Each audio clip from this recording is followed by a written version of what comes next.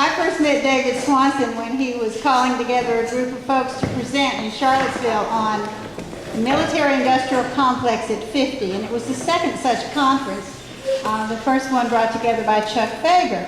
Well, folks beginning to understand the threat of the military-industrial complex. His book, if you want to hear the proceedings, read the proceedings of that, one of David's many books. Okay, here it is. On back right behind you. MIC at 50. We met again in Charlotte for the DNC. We sort of, some alternative gatherings there in that very highly militarized city. My God, that was something else. And then most recently in Dallas, Texas, at the opening of the Bush Library, Liebury. A wonderful week of events there showing the alternatives and telling more of the truth. So David Swanson, busy on many fronts. Many of you know of his work, have read his books. Go to the website, davidswanson.org. David speaks all over the country, and we're just very honored to have you here, David. Without any further ado, David Swanson.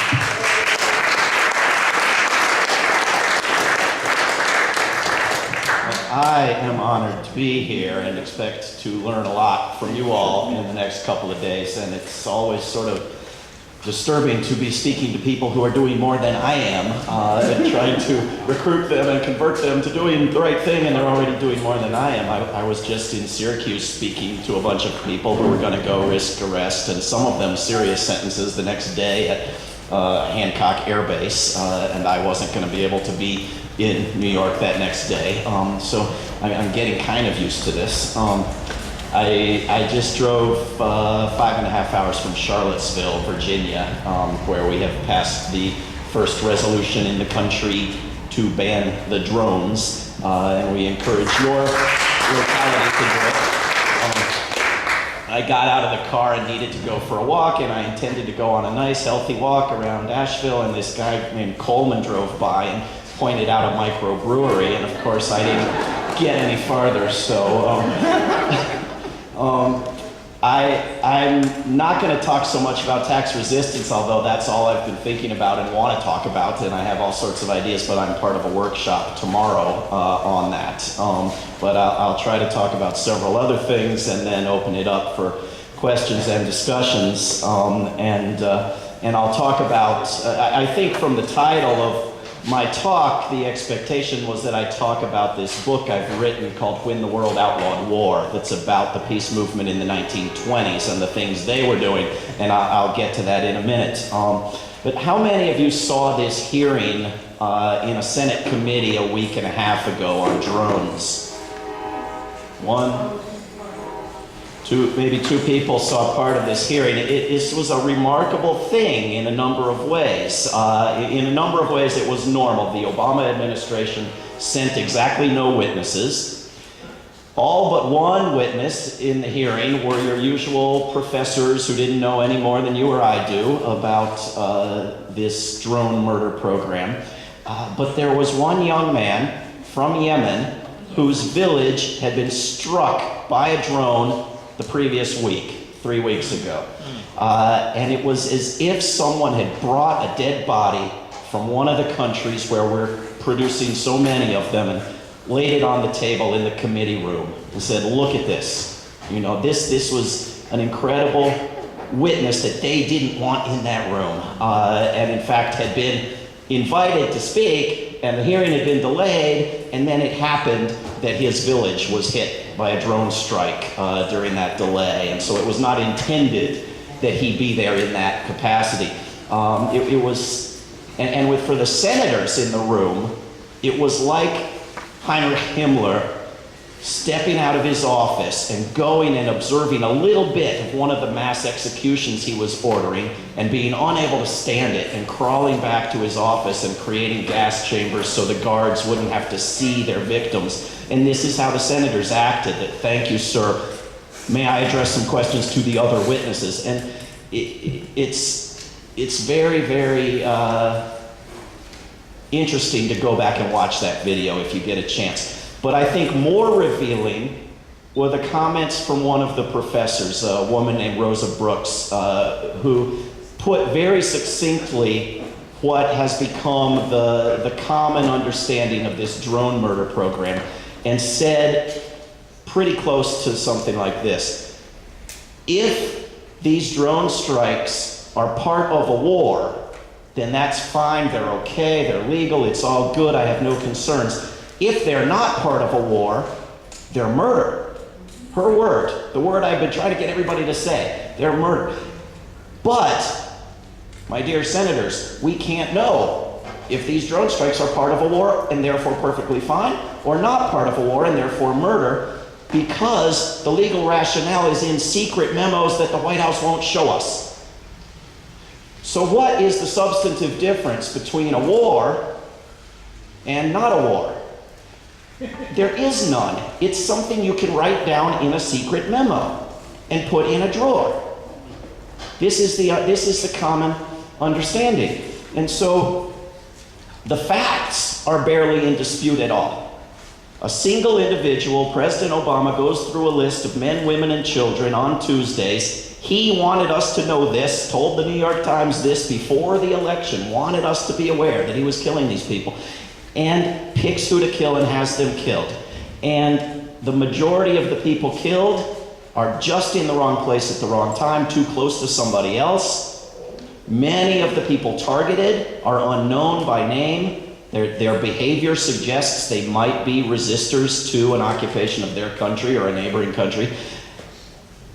A handful, and then some people are targeted knowing their name, knowing who they are, but most of them are ordinary resistors to occupation, and a handful are so-called imminent threats to the United States, with imminent having been redefined to mean eventual theoretical threats to the United States. This is who's being, these are the facts that everyone agrees on.